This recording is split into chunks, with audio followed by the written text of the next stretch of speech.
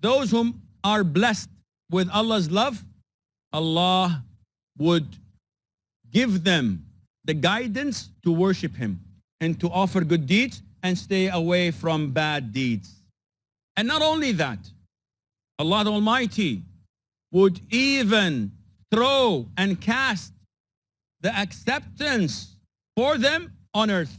How's that? Well, listen to this hadith. The Prophet says, alayhi salatu wasalam, when Allah loves a slave of His, He calls up Jibril, peace be upon him, the archangel Gabriel. And He says, Jibril, I love this individual, so love him. And Jibril loves him by default.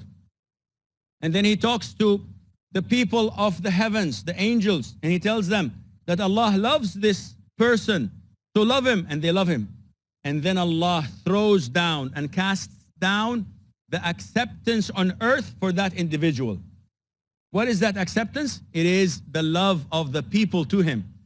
So many times we find people love a particular individual and not any kind of people. I'm talking about righteous and pious people. They love a particular individual. This is a sign that Allah loves him.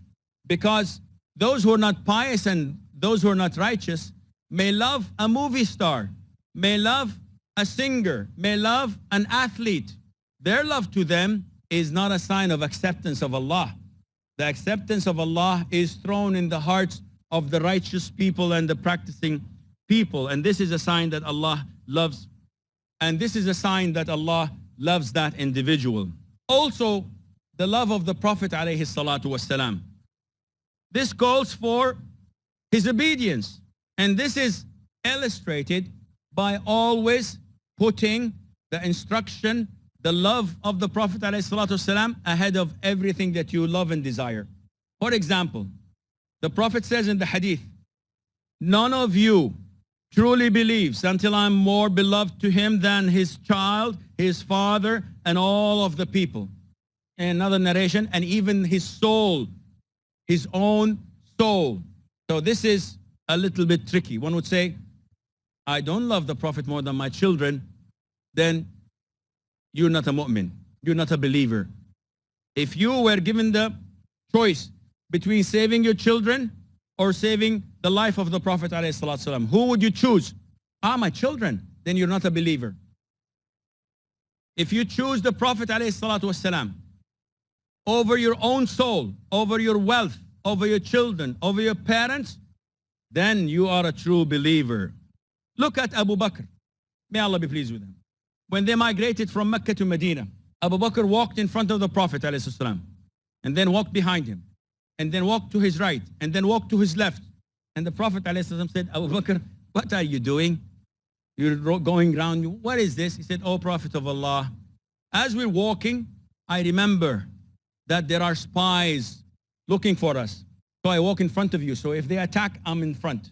And then I remember the posse pursuing us. So I walk behind you. So if they attack, I'm there to protect you.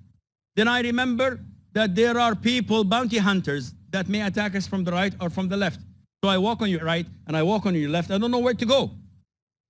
Look at this love. He wants to protect the Prophet ﷺ with his own life. And this was displayed in the cave where they spent some time hiding from the pagans. The Prophet put his head on his thigh. He used Abu Bakr's thigh as a pillow and napped. And Abu Bakr was on the guard. He saw a number of holes in the cave. And he knew that there were snakes, scorpions, insects. And he was afraid that they may attack the Prophet ﷺ. So he put his hand, his fingers, his feet, just to block these passages. And what do you expect the insects and the wild beasts and the snakes and the scorpions did to him? They started biting him. It is so painful. But the Prophet is asleep. And his love to the Prophet was to the extent that he would rather die than wake him up. And due to the severity of the pain and agony he was finding, he started to weep without any voice or sound. And his tears fell on the Prophet's face, ﷺ. The Prophet woke up. And when he saw this, he said, Subhanallah, Abu Bakr, what is this? Why didn't you wake me up? He said, "O Prophet of Allah, my soul is in exchange for your safety. I have no problem with this." Talha ibn Ubaidillah, one of the 10 heavenly bound, protected the Prophet ﷺ with his body. On the battle of Uhud, he remained for a whole month, being nursed, being taken care of, to heal from his injuries. Zayd ibn Dithinna, a companion that not a lot of the Muslims know of. His name is new, Zayd ibn Dithinna. He was captured and ambushed and tricked by the pagans who claimed to be Muslims and went to the Prophet and asked him to send some of his companions to teach them about Islam.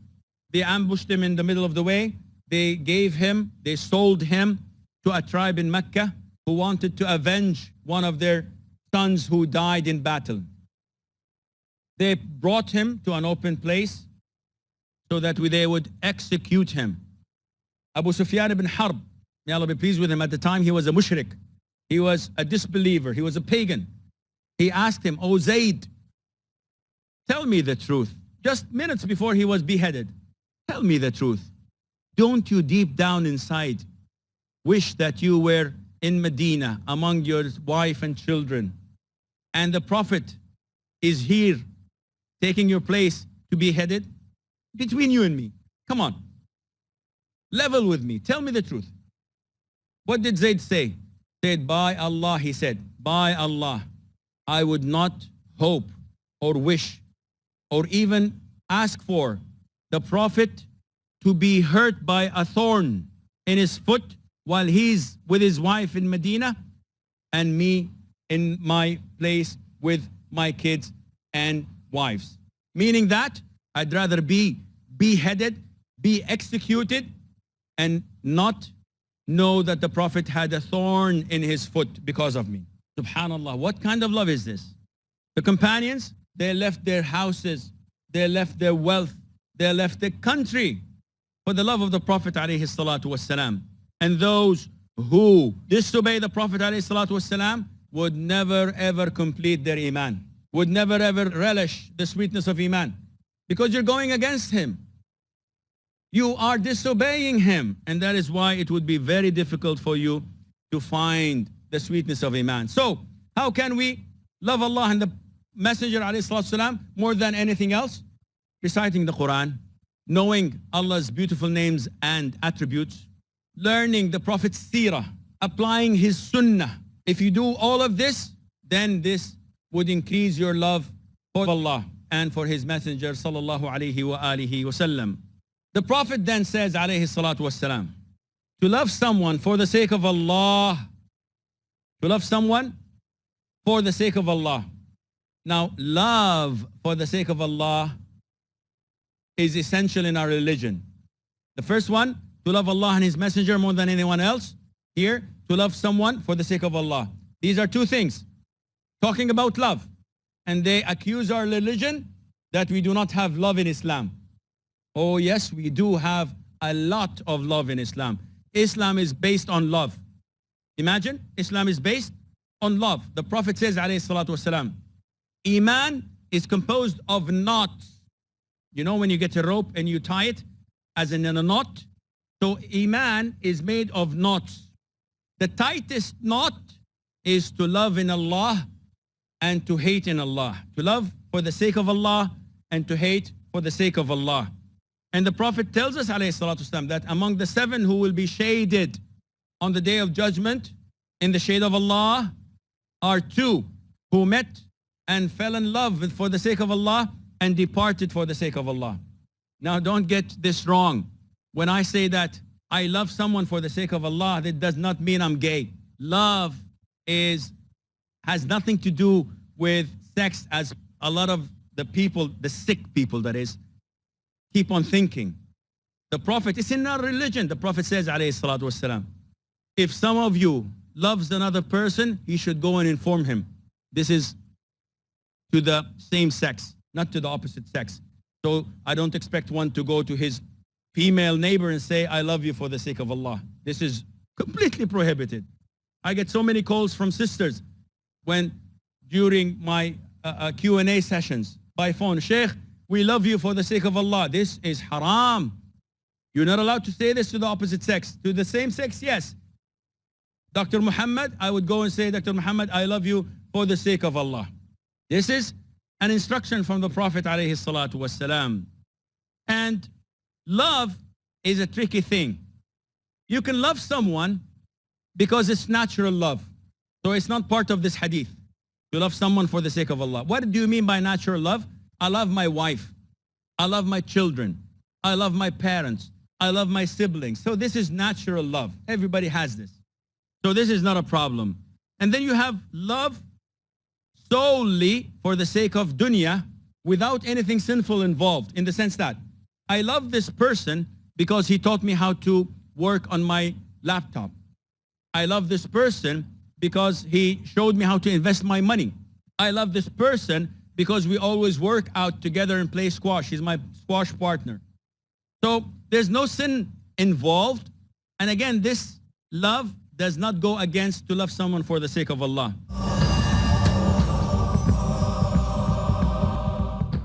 You can love someone because it's natural love.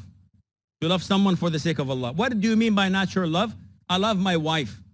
I love my children. I love my parents. I love my siblings. So this is natural love. Everybody has this. So this is not a problem. And then you have love solely for the sake of dunya without anything sinful involved, in the sense that I love this person because he taught me how to work on my laptop. I love this person because he showed me how to invest my money. I love this person because we always work out together and play squash. He's my squash partner. So there's no sin involved. And again, this love does not go against to love someone for the sake of Allah. And then there is the love which is forbidden. And this is the love which is completely for the dunya with sins. So I love this person. Man, he's so funny.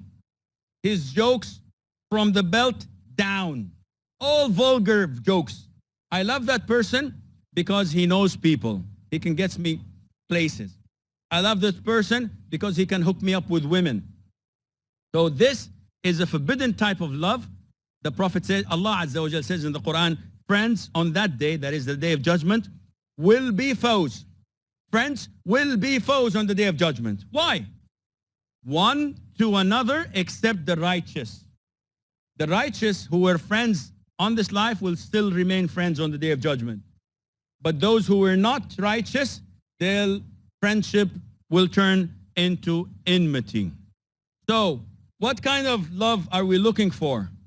The love which is for the sake of Allah. I love this individual because he is obedient to his parents. He connects to his next of kin. He gives money to charity. He always prays in the first row in the masjid. He never tells a lie. He is generous. This is the type of love for the sake of Allah.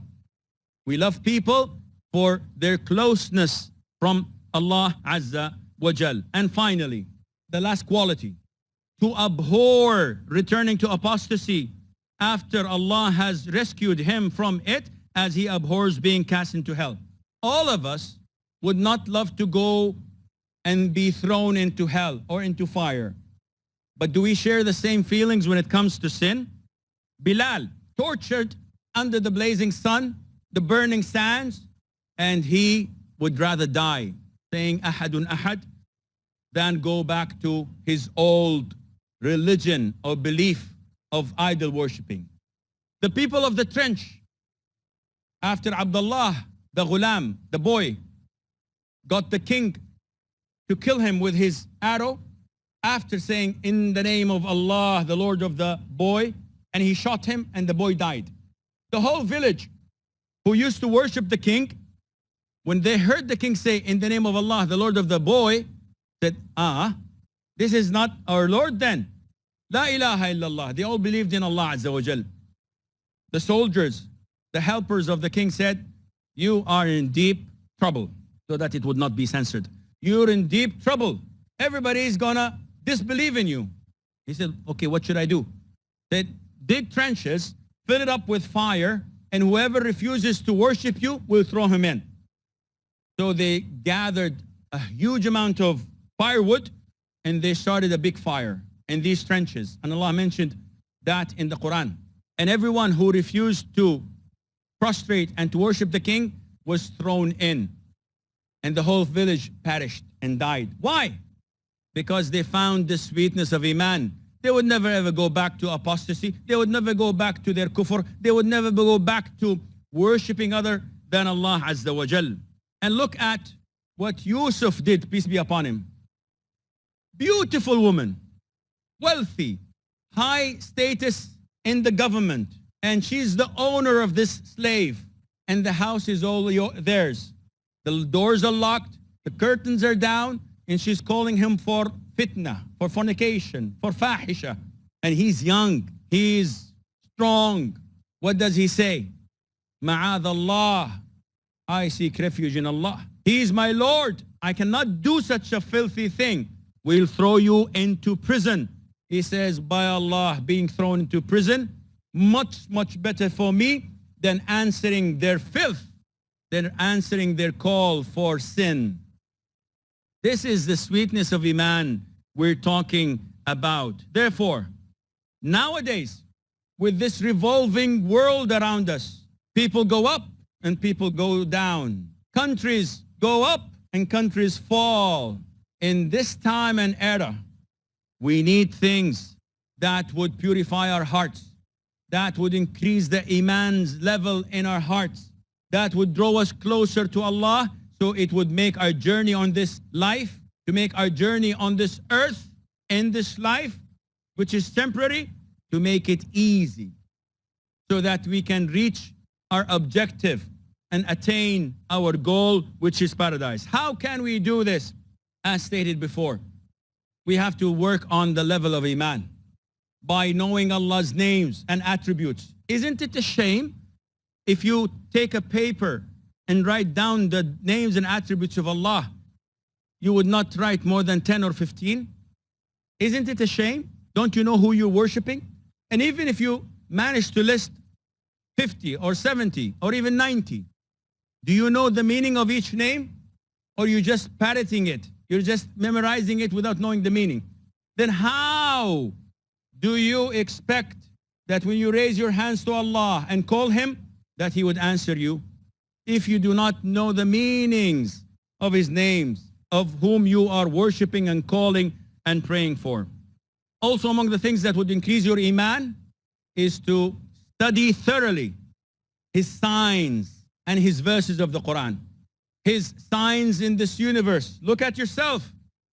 Look at the universe around you. See the perfection in His creation and in everything you find and see. You remember Allah Azza wa Jal and His greatness. How many eyes do I have? One would say 4 eyes. No, don't look at the glasses. How many eyes do I have? 2. How many eyes does every person have? 2. How many people do we have on earth? 6 billion.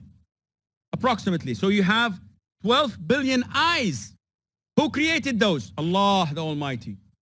Can USA or Russia or Europe create one eye? Can they manufacture one eye that fits and works? By Allah, they can't. Allah created 12 billion. I'm bad in math. 12 billion created by Allah. How many eyes are being made and created in the wombs of pregnant women? Give another billion. Okay. How many eyes are there on earth? I'm talking about animals. I'm talking about birds. I'm talking about fish. I'm talking about insects. Subhanallah. Billions and trillions and numbers that I cannot count. Created by Allah Azza wa Jal. And the humans cannot even create one, let alone the atheist who cannot create anything. And this increases your Iman once you contemplate and think. When you say Allahu Akbar, by Allah, you find all this power and strength in your heart, because you know who is greater than everything else. You know who you are worshiping and who you're praying for. It is Allah the Almighty. Contemplate on His verses of the Quran, where it tells you what you need to know, who you are, where you're from, where you're going to, and what is the conclusion and how the beginning was. We've got all the answers in our Quran. Offer as many good deeds as you can. Whenever you have time, don't spend it in haram.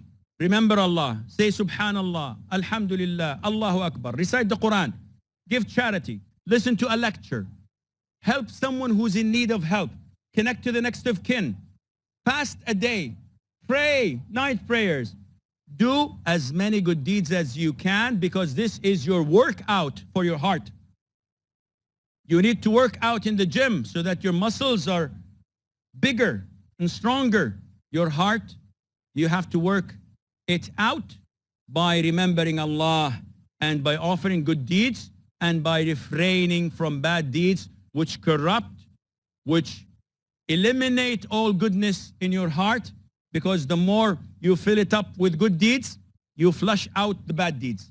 But if you pump it up with bad deeds, you have no room for good deeds, and this is when shaitan takes over. I pray to Allah the Almighty that He may increase our iman in our hearts to the highest level. I pray to Allah the Almighty that He restores the iman back in our hearts.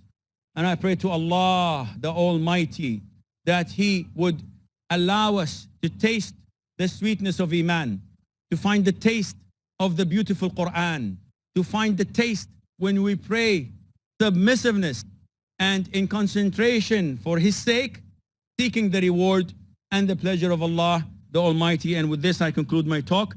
Wa sallallahu sallam wa barak ala abdihi wa rasuli nabiyina Muhammad. Jazakallah Sheikh Asim Al-Hakim for your talk on sweetness of Iman. The examples, especially in the emotional and the intentional context, alhamdulillah, were apt. We also thank our brothers and sisters present here for their attentive listening to this very, very vital topic, understanding Iman in its proper context. We also thank our technical team and all present here, the volunteers, and those who have assisted in making a success of this program. Jazakumullah khairan. Assalamu alaikum wa rahmatullahi wa barakatuh.